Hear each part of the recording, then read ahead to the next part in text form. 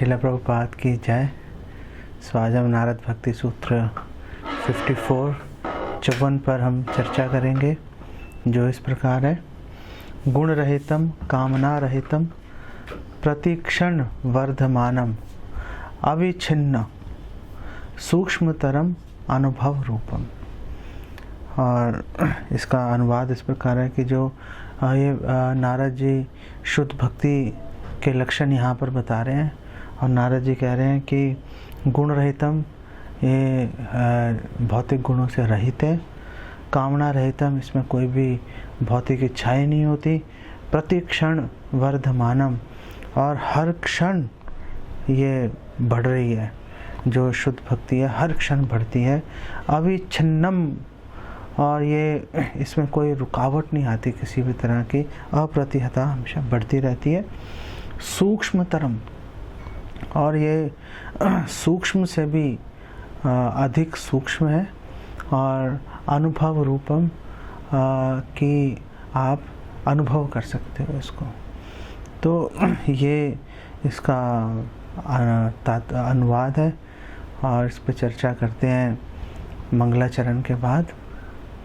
आजानुलंबित बुझौ कनकावदातौ संकीर्तनैक पितरौ कमलायताक्षौ विश्वम्भरो द्विजवरौ युग धर्म पालो वंदे जगत प्रिय करौ करुणावतारो वंदे श्री कृष्ण चैतन्य नित्यानंदो सहोदितौ गौड़ोदय पुष्पवंदो चित्रो छंदो तमोनदौ पंचतत्वात्मकं कृष्णं भक्त रूप स्वरूपकं भक्तावतारं भक्ताख्यं नमामि भक्त शक्तिकं।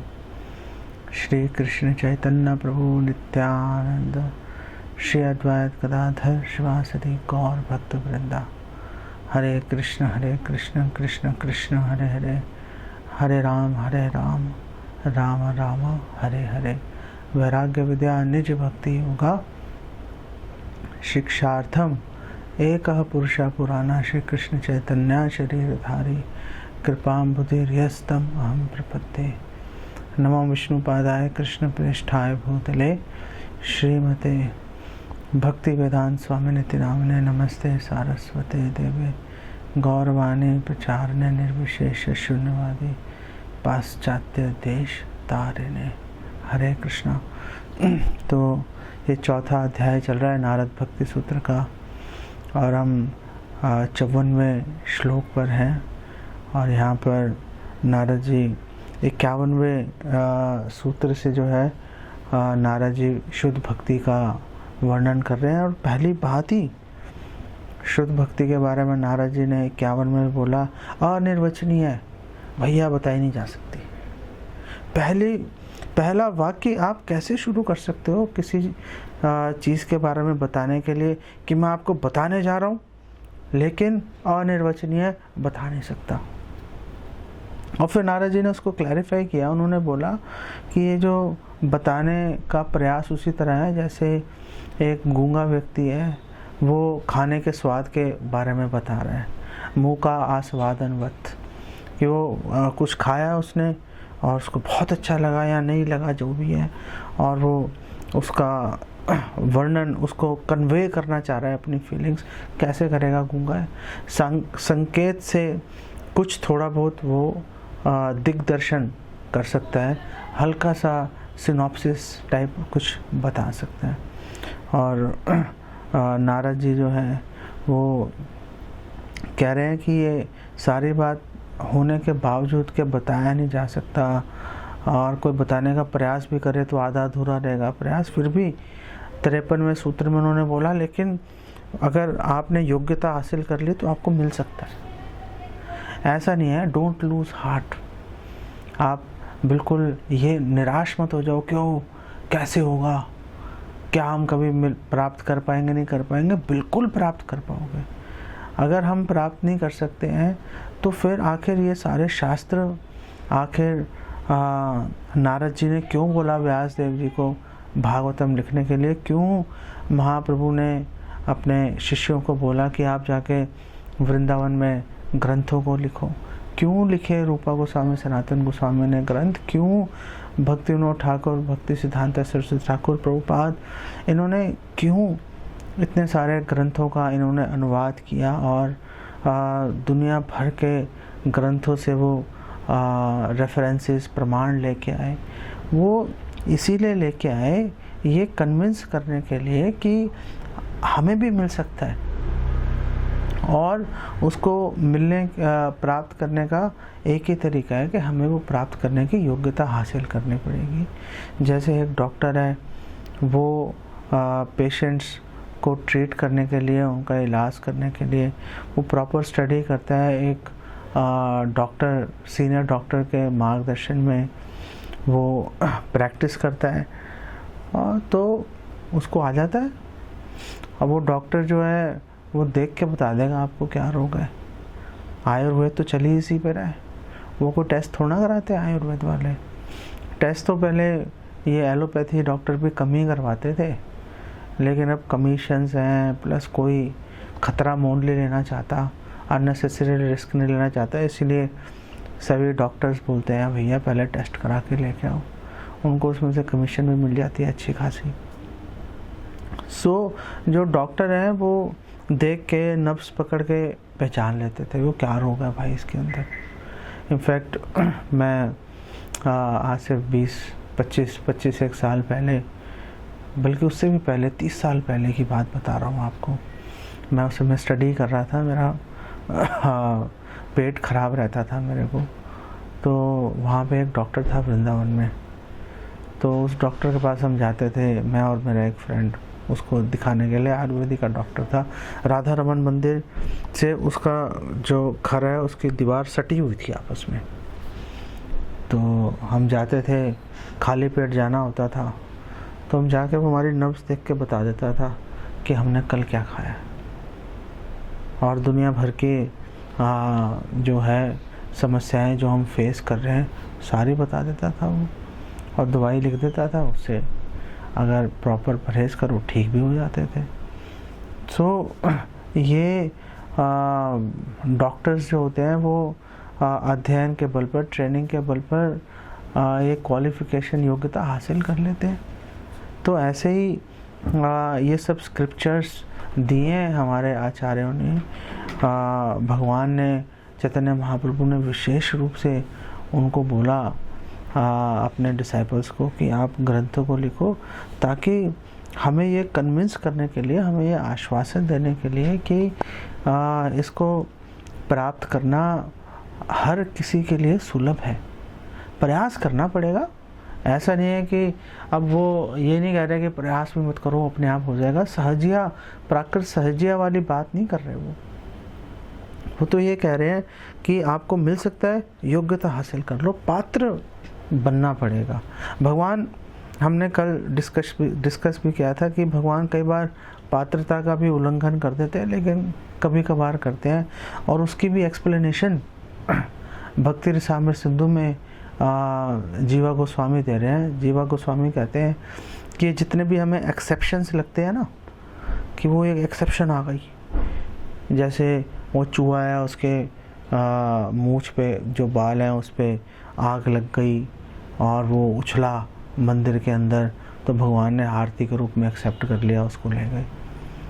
तो जीवा गोस्वामी वहाँ पर भक्ति रसामृत सिंधु की टीका में बोल रहे हैं कि ये जो सारे केसेस होते हैं एक्चुअली पिछले जन्मों में किसी कारण से पूरी नहीं हो पाती लोगों की भक्ति, पास्ट लाइफ से भक्ति चालू रहती है उनकी, और वहाँ पे पूरी नहीं हो पाई किसी कारण से, कोई भी चीज़ है अटक गई बस।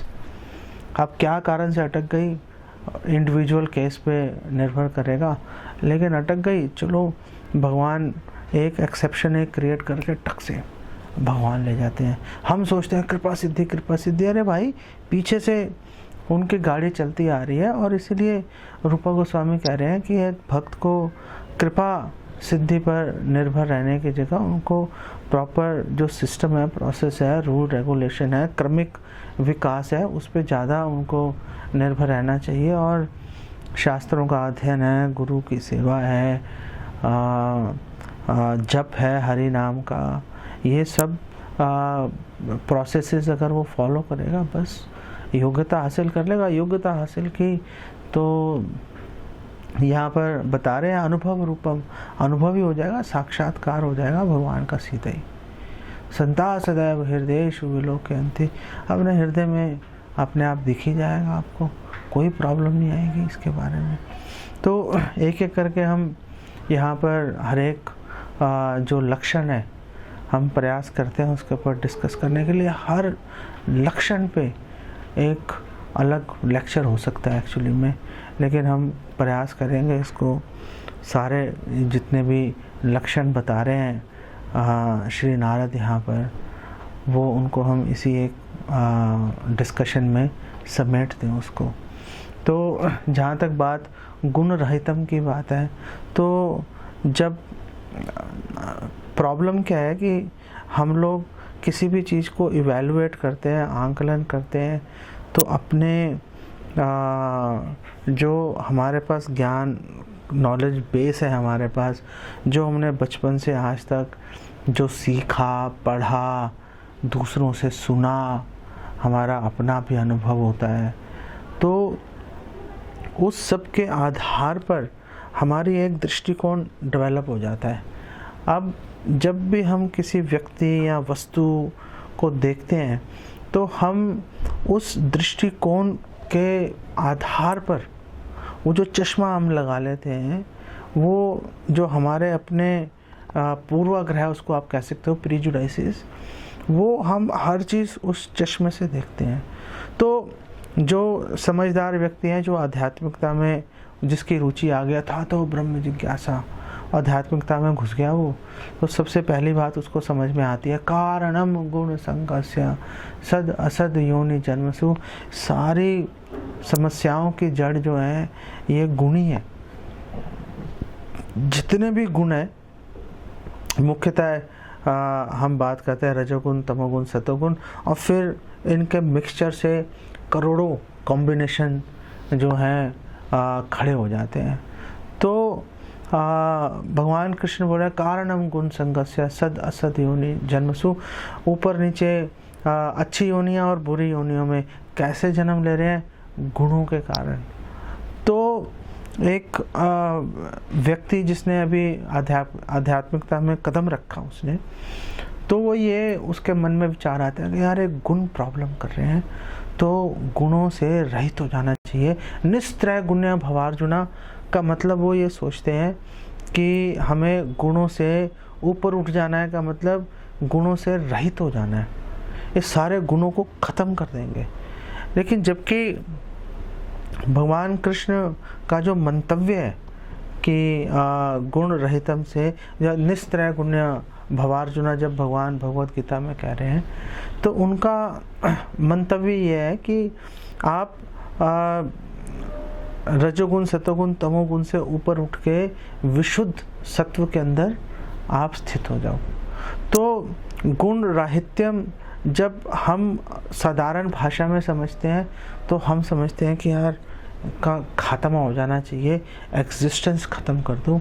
इसीलिए एक जो भक्त है, जो आध्यात्मिकता में जुड़ गया, जो वो प्रयास करता है कि इसको खात्मा कर दें। वो खात्मा होगा ब्रह्म ज्योति में लीन होकर, और ब्रह्म ज्योति में सारे गुणों का अभाव होता है, निर्गुण निराकार है। चलो भैया उसके अंदर घुस जाओ, और वहाँ पर एक सेफ्टी का एलिमेंट उसके पास उसको तुरंत उपलब्ध हो जाता है। बस वो सोचता है कि यही बेस्ट मेरे पास है। लेकिन भागवतम कह रही है कि अविशुद्ध बुद्धियाँ, कि एक्चुअली जो ये जो सोच है ये एक्चुअली परिपक्व सोच नहीं है, ये बालिशा एक बच्चों वाली बुद्धि है कि ये चीज़ से प्रॉब्लम है तो इसको ख़त्म कर दो।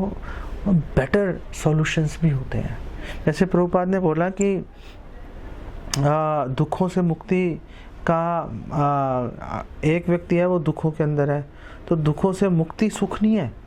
दुखों से मुक्ति तो मिल गई, चलो आप स्वस्थ हो गए, आप अपने में स्थित हो गए कि आप अब ठीक हो पूरी तरह से। लेकिन क्या आपको सुख का अनुभव हुआ? आपको वो दुख के अभाव का सुख तो आपको मिल रहा है, लेकिन एक्चुअली में जो सुख है वो सुख का अनुभव करने के लिए तो अलग से जो पॉजिटिव एनर्जी को फील करने के लिए अलग से प्रयास करना पड़ता है। तो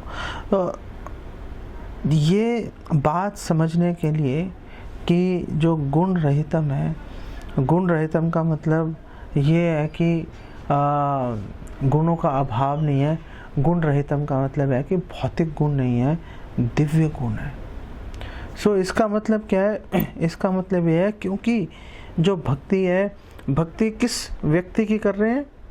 कृष्ण की कर रहे हैं।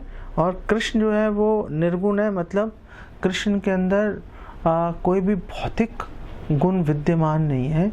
इसीलिए जो भक्ति, क्योंकि जिस व्यक्ति की सेवा में नियोजित है, उनका स्पर्श कर रही है, तो उनके स्पर्श के कारण भक्ति के अंदर भी ये जो गुण है कि भौतिक गुणों का राहित्यम, वो हीन, भौतिक गुणों से हीन हो जाती है भक्ति। और भौतिक गुणों से हीन होने का मतलब ये है कि जैसे भगवान के जो दिव्य गुण है, वो दिव्य गुणों से पूरी तरह से ओतप्रोत रहती है भक्ति। सो हम भगवान का स्पर्श करते हैं भक्ति के माध्यम से, तो भगवान में दिव्य गुण है, भक्ति भगवान का स्पर्श कर रही है, उसके अंदर ये प्रभाव है। और जब हम भक्ति भगवान की सेवा में नियोजित कर देंगे, जैसे भरत भागवत में लिखा है कि भक्ति को ही भगवान की सेवा में नियोजित करो, तो वही भक्ति जो हमने भगवान की सेवा में नियोजित की थी, वही हमें उठाकर इस जो ये भौतिक दुखों का सागर है, उससे यही भक्ति जो हमने भगवान की सेवा में लगाई थी, वही हमें उठा के ले जाएगी बाहर। तो वो लेके जाएगी क्योंकि वो दिव्य गुणों से ओतप्रोत है। अगर गुणों से रहित है तो कैसे उठा के लेके जाएगी? अगर गुणों से रहित है तो कार्य करने की शक्ति कहाँ से आएगी? ब्रह्म ज्योति में कोई कार्य नहीं करता, ब्रह्म ज्योति में सब निष्क्रिय बैठे हुए।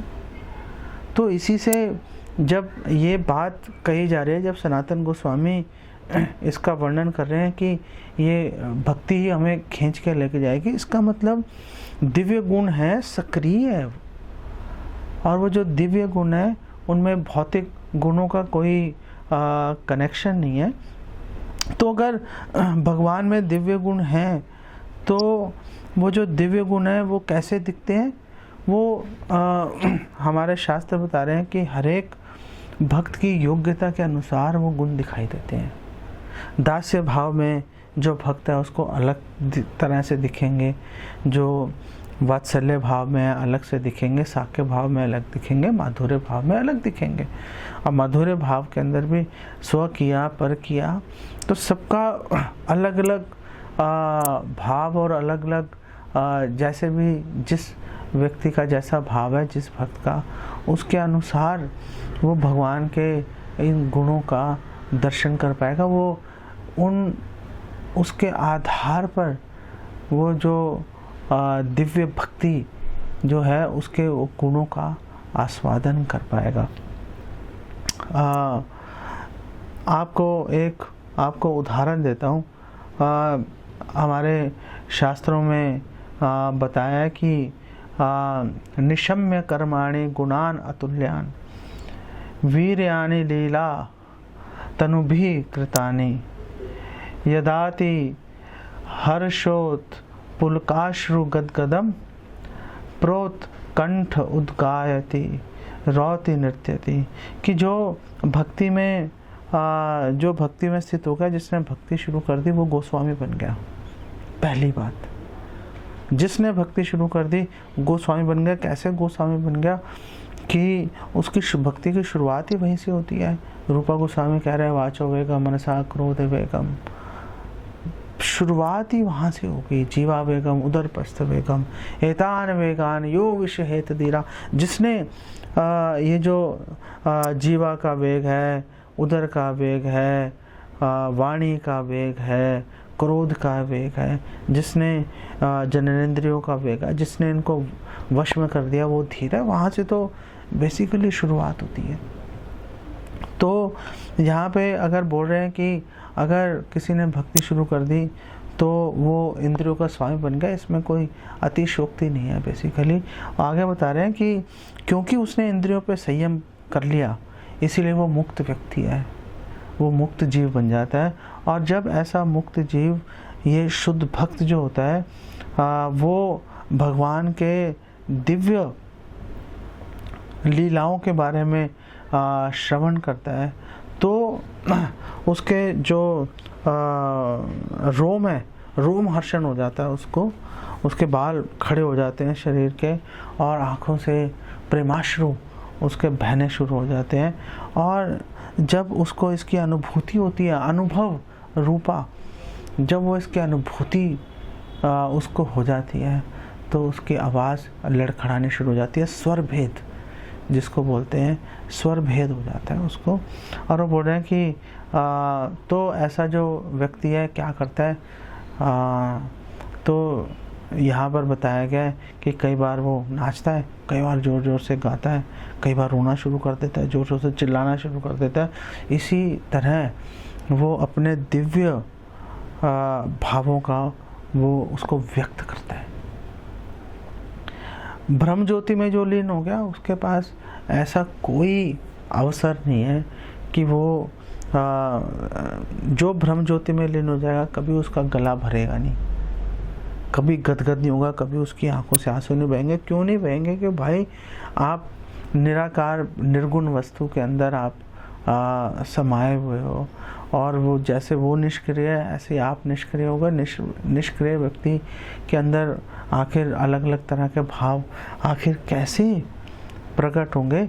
और दूसरी बात यह है कि हमारे आचार्य एक्सप्लेन कर रहे हैं कि क्यों नहीं होते। एक तो वो निष्क्रिय है इसलिए नहीं हो रहे, और दूसरी बात हमारे आचार्य बता रहे हैं कि जो ये जो ब्रह्म ज्योति में लीन होना चाहता है, वो इन भावों को इसलिए अनुभव नहीं कर पाता क्योंकि उसका जो फोकस होता है वो अपने आप को मुक्त करने के ऊपर ही रहता है, भगवान के बारे में तो सोचता नहीं। लेकिन हम देखते हैं भक्ति सिद्धांत सरस्वती ने एक्सप्लेन किया था पंचोपासना का कॉन्सेप्ट, कि कई लोग होते हैं वो पंचोपासना करते रहते हैं। तो ये जो पंचोपासना मतलब सूर्य, गणेश, और उसमें भगवान कृष्ण की भी, विष्णु की भी आराधना की जाती है। तो सूर्य, गणेश, शिव, पार्वती, विष्णु, इन पांचों की आराधना करते हैं। तो वो आराधना कर रहे हैं वहाँ पे, तो फिर आप कैसे कह रहे हो कि वो निष्क्रिय है? वो आराधना कर रहा है निष्क्रियता की अवस्था तक पहुँचने के लिए। और भक्ति सिद्धांत सरस्वती ठाकुर कह रहे हैं कि जैसे ही वो अपने हिसाब से विमुक्त माने ना, जैसे ही वो अविशुद्ध बुद्धि है लेकिन आरूह्य कृष्ण परम पदम, लेकिन वो सोचता है कि मैंने अपना प्रयास करके, ये पंचोपासना करके मैं विमुक्त माने ना, वो अपने आप को मुक्त मानना शुरू कर देता है कि अब तो भैया मैं पहुंच गया। फिर वो निगलेक्ट कर देता है पंचोपासना को, फिर वो उसको सूर्य, गणेश, शिव, पार्वती, विष्णु, इनसे उसका कोई सरोकार नहीं रहता। वो तो इनको एक साधन के रूप में इनका प्रयोग कर रहा है, वो उनकी सेवा नहीं कर रहा, वो इनका प्रयोग कर रहा है अपना स्वार्थ सिद्ध करने के लिए।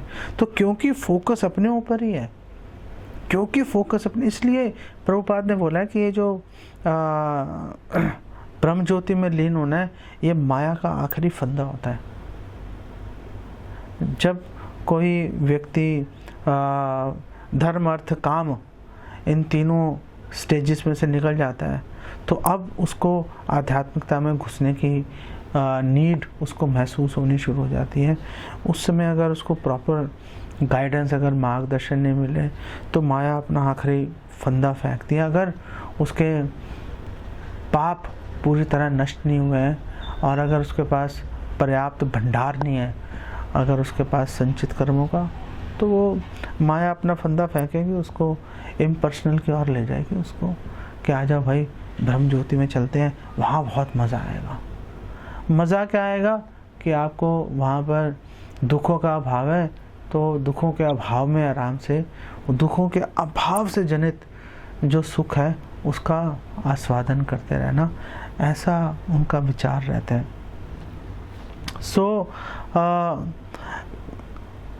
ये जो गुण रहितम से अधिक श्रेष्ठ, जो भौतिक गुणों से रहित जो स्टेज है उससे अधिक श्रेष्ठ जो है वो भगवान की साकार रूप की भक्ति है। और हमारे शास्त्रों में अनेक उदाहरण हैं।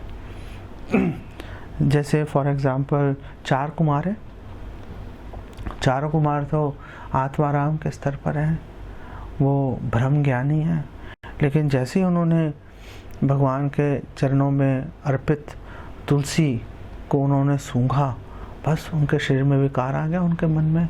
वैसे ही भगवान की भक्ति के प्रति उनकी रुचि जागृत हो गई। सुखदेव गोस्वामी जैसे उन्होंने भागवतम के श्लोक सुने, बस उनका मन जो है वो भगवान के चरण कमलों के प्रति आकर्षित हो गया। और ऐसा ही आकर्षित हो गया कि दुनिया भर के बड़े बड़े लोग, उनके अपने पिता ही उनको अपने से श्रेष्ठ मानना शुरू कर दिया। इसीलिए तो परीक्षित महाराज को सुखदेव गोस्वामी कथा सुना रहे हैं। व्यासदेव भी वहाँ पर मौजूद थे, उन्होंने तो नहीं सुनाई। और बड़े जाने माने महात्मा जो हजारों लाखों वर्षों से तपस्या कर रहे हैं, लेकिन एक 16 साल के बालक को उन्होंने बोल दिया, भाई तू बता। क्यों बता? क्योंकि वो चेंज हो गया। उसको भगवान के जो साकार रूप है, जो भगवान कृष्ण है, उसके उनके रूप के प्रति उनकी मधुरता से आकर्षित हो गया वो। और भागवतम 1:7-10 में बताया भी है, आत्मा रामश्च मुनियो निर्ग्रंथे अपि उरुक्रमे कुर्वन्ति अहेतु किम भक्ति इतम भूत गुणो हरि। कि जो आत्मा राम के स्तर पे भी होते हैं, वो भगवान के गुणों से आकर्षित होकर उनकी भक्ति करना शुरू कर देते हैं। क्यों शुरू कर देते हैं? क्योंकि वो श्रेष्ठ है। हमने कभी नहीं सुना कि कोई भगवान की भक्ति कर रहा है साकार रूप की और वो निराकार में चला गया। ये पंचोपासकों को छोड़कर, क्योंकि उनका तो आइडियोलॉजी पहले से ही इम्पर्सनल की तरफ होती है। ये साकार उपासना जो है वो तो एक समझ लो बीच में एक रास्ता है, एक पड़ाव है उनके लिए। उनको छोड़ दो। उसके अलावा जो एक निष्ठ भक्ति कर रहा है भगवान की, भगवान कृष्ण की, कोई उदाहरण नहीं है कि वो वहाँ से डाइवर्ट होके इसमें निर्विशेषवाद में घुस गया, ब्रह्म ज्योति के अंदर जाना शुरू कर दिया। इनफैक्ट जैसे ही भक्त भगवान के साकार रूप से आकर्षित होता है, तो आकर्षित होने के बाद तो फिर वो भगवान के अद्वैतम अच्युतम अनादिम अनंत रूपम, भगवान के अनंत रूप है। भगवान के कोई गिनती नहीं की जा सकती कि भगवान के कितने अवतार हैं, कितने विस्तार हैं। हालांकि श्री चैतन्य महाप्रभु ने शिक्षा दी है रूपा गोस्वामी को। उन्होंने एक्सप्लेन किया भगवान के अलग अलग अवतारों के बारे में, एक दिग्दर्शन, एक संकेत उन्होंने प्रदान किया। और प्रभुपाद ने एक पुस्तक लिखी है टीचिंग्स ऑफ लॉर्ड चैतन्य, उसमें काफ़ी डिटेल में वर्णन है। वो जो डिटेल है वो भी एक सिनॉप्सिस है, वो भी एक बूंद है। और चैतन्य महाप्रभु ने पहले बोला कि भाई दिग्दर्शन कर रहा हूँ, संकेत, एक संकेत दिखा रहा हूँ कि देखो ऐसे होता है। अब तुम सोचो कि यही एंड हो गया, वो ऐसे एंड नहीं होता। एंड के ऊपर भी अभी बात करेंगे हम। सो जैसे जो भगवान के अनंत रूप है, जब भक्त भक्ति में आता है भगवान कृष्ण से या विष्णु से अट्रैक्ट होकर, तो फिर अनंत रूप है भगवान के, वो भगवान के एक किसी विशेष रूप के प्रति आकृष्ट हो जाता है और बाकी और किसी रूपों के बारे में फिर वो सोचता नहीं है। जैसे हमारे शास्त्र में वर्णन है कि जब भगवान कृष्ण ने वध किया कंस का, और वध किया था, गलों में हार था, और भगवान वध करने के बाद भी बड़े प्रसन्नचित, इतना रूप माधुर्य भगवान का परिलक्षित हो रहा था। जब नारद जी ने देखा तो नारद जी कह रहे हैं कि मैंने जब वो रूप देखा तो मैं वैकुंठ को ही भूल गया मैं। तो भगवान के रूपों के अंदर भी ग्रेडेशंस हैं, और हमें चैतन्य महाप्रभु की दया से हमें ये प्राप्त बात सूचना मिल चुकी है कि भगवान कृष्ण सर्वाकर्षक है। जो गुण सभी विष्णु अवतारों में है, वो सब उनको भगवान कृष्ण से ही उनको प्राप्त हुए। भगवान कृष्ण अंशीय रामादि मूर्तिषु कला नियमेन तिष्ठन् नानावतारम करोद भुवनेषु किंतु कृष्णा स्वयं संभवत परम पुमान्यो गोविंदमादि पुरुषम तमहम भजामि। भगवान सभी जितने भी विष्णु तत्व हैं सभी के भगवान स्रोत हैं, और भगवान के पास ऐसे गुण हैं जो अन्य किसी विष्णु अवतारों में नहीं मिलते। भगवान का सर्वाधिकार सुरक्षित है भगवान का। तो नारद जी ने दिखाया कि एक जो भक्त है वो आगे, गोपियों ने दिखाया ये बात। जब गोपियाँ भगवान कृष्ण को ढूंढ रही थी, भगवान कृष्ण नारायण रूप बना के आए, चतुर्भुज रूप। गोपियों ने प्रणाम किया और पूछा, कृष्ण को देखा आपने कहीं पे, हमें बता दो प्लीज़। वो उनको आदर दे रही हैं लेकिन ढूंढ कृष्ण को ही रही हैं। ऐसे ही एक भक्त है, वो सभी विष्णु तत्वों को बराबर से आदर देता है, लेकिन उसका आकर्षण जो है वो भगवान के किसी एक रूप से, विशिष्ट रूप के प्रति उसका आकर्षण हो जाता है। और अगर कोई बहुत ही अधिक अगर कोई भाग्यवान है तो भगवान कृष्ण के प्रति आकृष्ट हो जाता है वो माधुर्य भाव के अंदर। और यही माधुर्य भाव है जो चैतन्य महाप्रभु हमें प्रदान करने बेसिकली आए हैं। तो ये तो बात हुई गुण रहितम की, और वहाँ पे बात कर रहे थे सूक्ष्मतरम की जो भक्ति है वो सूक्ष्मतरम है, सूक्ष्मतर है। तो सूक्ष्म शब्द का हम पहले जो है मतलब समझ लेते हैं। भगवत गीता में भगवान कृष्ण कह रहे हैं कि जो सूक्ष्म है, कि जो सबसे सूक्ष्म वस्तु है वो है जीव, आत्मा। और भगवान कह रहे हैं मैं ही हूँ। क्यों मैं ही हूँ? ममे वांशो जीव लोके, मेरे अंश हैं सारे, मैंने इनको पैदा किया है, मेरी तटस्थता शक्ति है, मेरी है, मेरी मार्जिनल पोटेंसी है। और क्योंकि ये सबसे सूक्ष्म है, और जब वो सूक्ष्म वस्तु अपने सूक्ष्मता के ऊपर ध्यान लगाती है तो ब्रह्म ज्योति में घुस जाती है। तो जीवा गोस्वामी भक्ति रसामृत सिंधु की टीकाओं में एक्सप्लेन कर रहे हैं, वो बोल रहे हैं कि अनवीम गतिम की जो सूक्ष्म जो गति है, वो सूक्ष्म गति का जो एक्सप्लेनेशन है, सूक्ष्म गति का मतलब है ब्रह्म ज्योति में लीन होना, सायुज्य मुक्ति। और जो भक्ति है वो सूक्ष्मतर है, भक्ति उससे भी अधिक सूक्ष्म है। तो इसका मतलब ये है कि अगर कोई, और आगे भी उन्होंने ये बात बताई और वो एक्सप्लेन कर रहे हैं कि क्योंकि भक्ति सूक्ष्मतर है, उससे भी अधिक सूक्ष्म है सायुज्य मुक्ति से, ब्रह्म ज्योति में लीन होने से। इसीलिए जो सायुज्य मुक्ति है उसकी भक्ति के सामने कोई उसकी वैल्यू नहीं है, वो एक घास के तिनके के समान है बेसिकली। और जीवा गोस्वामी कह रहे हैं कि एक भक्त है, जो भक्त है वो कभी भी ब्रह्म ज्योति में लीन होने की तरफ, सायुज्य मुक्ति जो सूक्ष्म वस्तु है, कभी भी उसकी तरफ आकर्षित नहीं होते, क्योंकि जो सूक्ष्म वस्तु जो सुविधा प्रदान करती है कि दुखों से मुक्ति, वो पहले से ही उससे मुक्त होते हैं। और फिर जीवा गोस्वामी बता रहे हैं कि अनवीम गतिम, इसका एक मतलब ये भी है कि जो सूक्ष्म जो वस्तु है इसको समझना कठिन होता है, इसको समझना कठिन होता है। हर कोई कश्चिद् यतति सिद्धे, हर कोई अगर ब्रह्म ज्योति की भी बात करें, ऐसा नहीं है कि करोड़ों लोग लाइन में लगे हुए हैं, बहुत कम है वहाँ पर भी।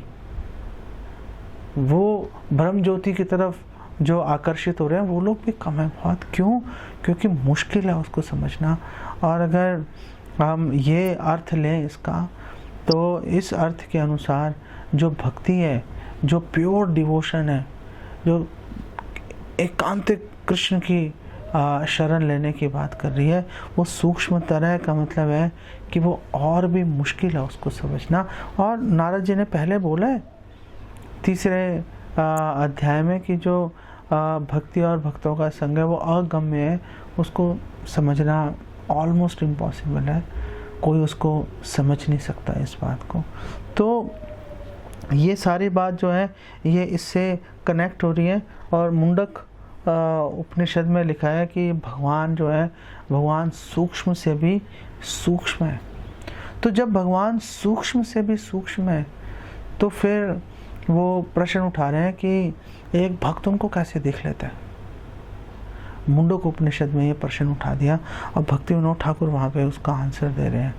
अब भक्ति विनोद ठाकुर कह रहे हैं एक भक्त भगवान को देख लेता है उस सूक्ष्मतर भक्ति के बल पर, और वो फिर प्रमाण दे देते हैं। भक्ति विनोद ठाकुर ने जो बात बोली है प्रमाण दिया है। भक्ति सिद्धांत सरस्वती जो बात हमारे आचार्यों का गुण है, प्रभुपाद ने जो बात बोली है प्रमाण दिया। भक्ति सिद्धांत सरस्वती ठाकुर, कृष्णदास कविराज गोस्वामी, विश्वनाथ चक्रवर्ती ठाकुर, बलदेव विद्याभूषण, कौन हमारा आचार्य है, उन्होंने हर जो भी वाक्य बोला है ऐसा नहीं कि आपने मन से उठा के बोल दिया, हर बात के पीछे उन्होंने प्रमाण दिया है।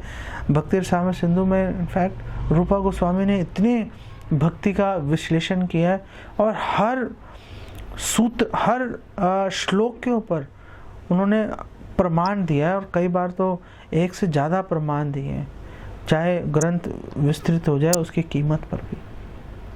तो हमारे आचार्य प्रमाण देते हैं हर चीज़ के लिए। भक्ति विनोद ठाकुर ने भी इस बात के लिए प्रमाण दिया है कि जो सूक्ष्मतर वस्तु है, उस सूक्ष्मतर वस्तु को हम सूक्ष्मतर साधन के माध्यम से जो भक्त है वो देख लेते हैं। और उन्होंने ब्रह्म संहिता का बहुत ही फेमस वो श्लोक कोट किया था, प्रेमांजन छुरित भक्ति विलोचनैना संता सदैव हृदयेषु विलोकयन्ति, जिसने अपनी आंखों में प्रेम का सुरमा लगा दिया, जिसने ये जो सूक्ष्मतर वस्तु है कृष्ण भक्ति अपने जीवन में जो उतार के ले आया, वो जो व्यक्ति है वो व्यक्ति सूक्ष्मतर वस्तु को, क्योंकि उसके पास सूक्ष्मतर साधन है, तो वो सूक्ष्मतर वस्तु अर्थात भगवान कृष्ण को वो देख लेता है। संता सदैव हृदयेषु विलोकयन्ति, ऐसा नहीं कि देखा एक क्षण के लिए लोप हो गए भगवान, नहीं, सदैव विलोकयन्ति, हमेशा भगवान का सहर्ष जो एक भक्त है वो दर्शन करता रहता है। तो इसको बेसिकली यहाँ पे इसको मैं विराम दे देता हूँ, क्योंकि मैं सोच रहा था कंप्लीट कर लूँगा लेकिन कंप्लीट कर नहीं पाऊँगा। ऑलरेडी 38-39 मिनट्स हो चुके हैं। तो इसका जो भाग 2 है कि प्रति क्षण वर्धमानम, और आपको हमारे आचार्यों की बहुत वंडरफुल आपको मैं रियलाइजेशंस आपके साथ शेयर करूँगा। तो आप प्लीज़ मेरे साथ बेयर कीजिए, आप प्लीज़ प्रयास कीजिए इसमें जुड़ने का, और लोगों को भी आप जोड़ने का प्रयास कीजिए, और इसके लिए मैं आपका हृदय से मरते दम तक आभारी रहूँगा मैं आपका।